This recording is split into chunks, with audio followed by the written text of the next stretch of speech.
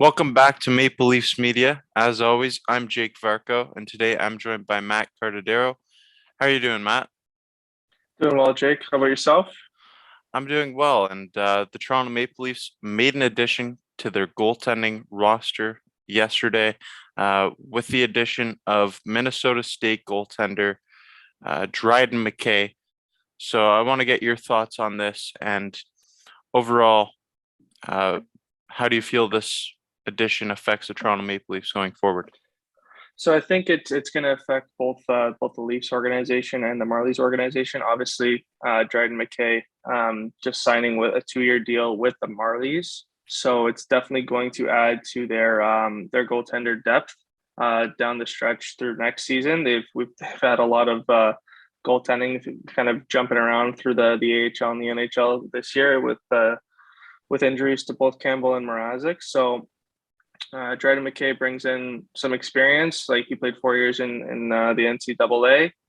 He's just coming off the winner of the 2022 Hobey Baker Award, and he's at the age of 25, so he's at a maturity level where he's getting to kind of his prime time, kind of breakthrough age in terms of breaking into a pro career. So obviously he'll start off with the Marlies and bearing a good start, he could see a call up to the Leafs as early as midseason. I'm thinking.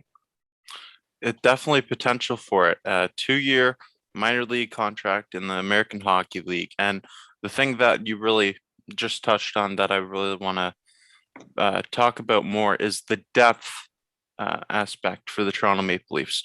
After this season, they only have three goaltenders in the organization under contract. Those goaltenders are Peter Mrazek, Eric Shalgren, and Joseph Wall. And if I said I wasn't concerned about that going forward, I'd be lying. No, absolutely. I think plenty of Leafs fans would be on the same kind of train as you, Jake, because the goaltending this year it's been a lot of up and down. It hasn't been consistent whatsoever. They've been kind of derailed by injuries, and I think bringing in an experienced goaltender like McKay, who's had some championship experience playing within the Frozen Four and taking his team all the way to the final despite a loss to Denver this year, I think that's definitely going to bring in some good mentality, and obviously it's going to better his development being within a pro system. So I think that's going to be good for the Maple Leafs organization as a whole, and for Dryden McKay himself. Certainly, and I think it's definitely important to note for anyone watching this that McKay will not be eligible to join the Toronto Marlies for 6 months.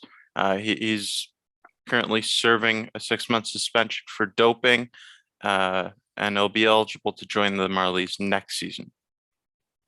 Yeah, so the story behind that was basically McKay was going through a spell with COVID-19, and he was taking some supplements essentially that were for the purpose of speeding up his recovery.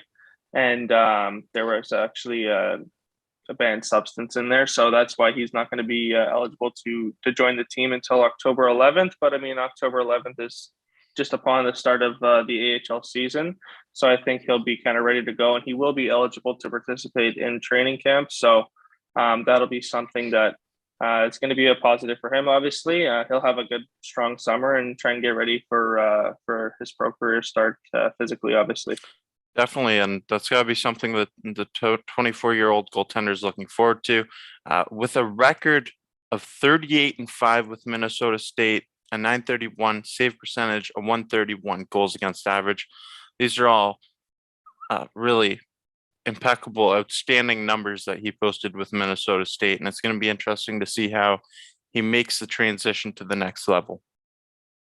Yeah, I mean, just dating back, looking at some of his statistics, I mean, he's played over 35 games in each of his 4 seasons, despite the 2020-21, obviously with the COVID year, only playing 26, but he's actually recorded like 10 shutouts in the last 3 years, and it's actually more shutouts than he's recorded losses. He's only recorded four losses in back-to-back years, and then 5 losses last season. So it's definitely pretty impressive from a kid that's not fully developed yet as a goaltender. Obviously, showing some potential for sure. Yeah, I'd say that's pretty impressive to post more shutouts than losses. That's quite the fun fact there, Matt, and that's insane, really. Uh, So he led Minnesota State to the Frozen Four. Uh, Ultimately, didn't win in the finals, but still an impressive feat for the young goaltender. And some of the winners of this Hobey Baker Award that uh, Dryden has won this season.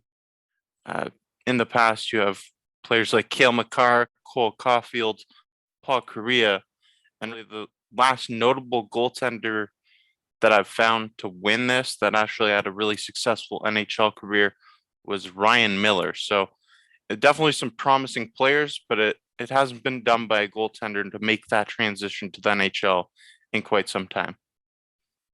Yeah, so obviously pretty impressive that dating back to obviously Ryan Miller's retired now, so but he had a great career, and obviously kind of this is a big start for McKay. I think obviously a lot of the time when we hear about these college free agent signings, whether it's the Toronto Maple Leafs or other teams kind of venturing out to sign their previously drafted prospects. In this case, it's actually different. I mean, McKay was never actually drafted; it's an undrafted prospect.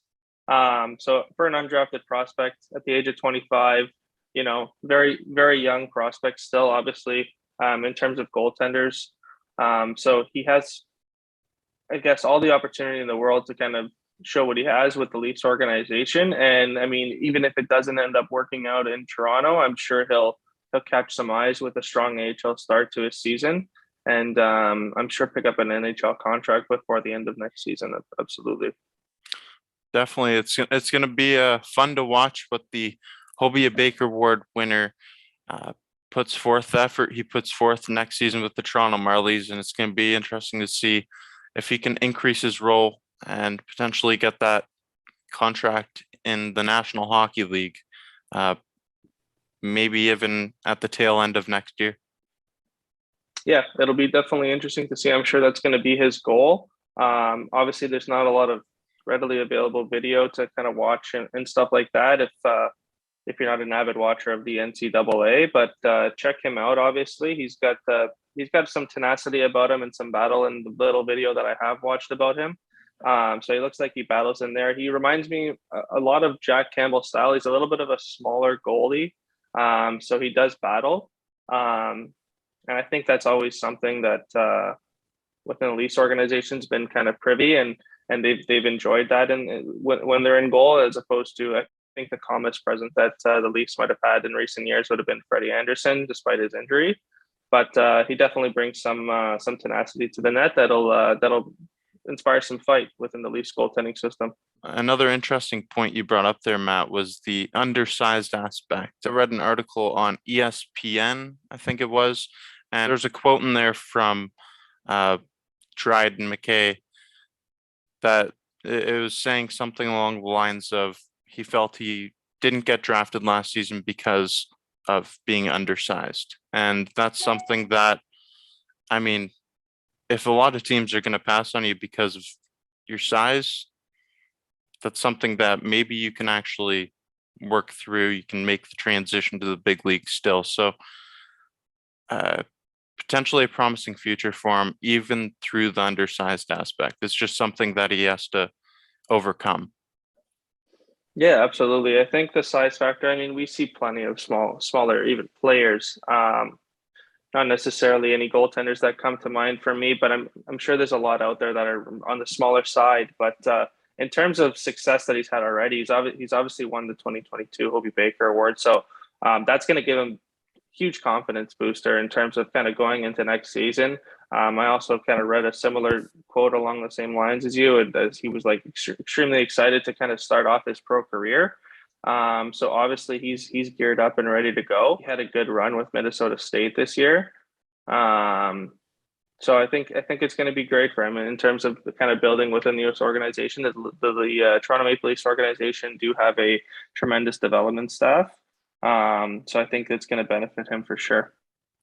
And Matt, how valuable do you think that that pedigree of getting to the finals, that championship pedigree, so called, how valuable do you think that is for a young goaltender trying to break into the National Hockey League and even American Hockey League? Because I feel that's something that's paramount. I think it's huge. I mean, it always doesn't necessarily work out like everyone writes it out to be. But I mean, looking back at the Marlies run back in 2018, you saw Garrett Sparks get promoted after a championship run. You saw Travis Dermott. I mean, Garrett Sparks obviously didn't work out, but in terms of just that championship mindset and the experience of going into battle with your team deep through a run when a lot of people are already at home, I think that itself is a mindset thing that's definitely going to benefit McKay moving forward, having that championship experience for sure, despite not winning. Yeah, I would agree. And I think that's something that's definitely going to be pivotal for this team moving forward, especially with the concern that I mentioned at the top of the show when I mentioned that there's only three goaltenders under contract at the end of the season, and that is Joseph Wall, Eric Shalgren, and Peter Mrazek, which we'll see what happens with that contract. Yeah, two out of three of those with very little NHL experience. Obviously, with some upside and potential. Joseph Wool's been dealing with injury since he played I think 3 or 4 games with the Leafs early in the season when I believe it was Mrazek that went down early on. But since Mrazek's gone down recently, Shalgren's been able to kind of step in and be a little bit. I mean, he's been solid for them. He's been obviously inconsistent as of late, but I think he definitely gives them some promise. And I think McKay is just going to continue to add to that depth. I mean, I think they'll kind of circle through with obviously and revisit what they're going to do with Mrazek. So that'll be bearing a decision on how kind of up in the depth chart that McKay and Shalgren will be able to battle on with each other, obviously, or against each other. Definitely. I'm certainly looking forward to seeing what the Hobey Baker Award winner brings to the Toronto Marlies next season. It's going to be interesting. It's going to be fun to watch. Thank you so much for doing this, Matt. No, thanks for having me, Jake. It's always a pleasure.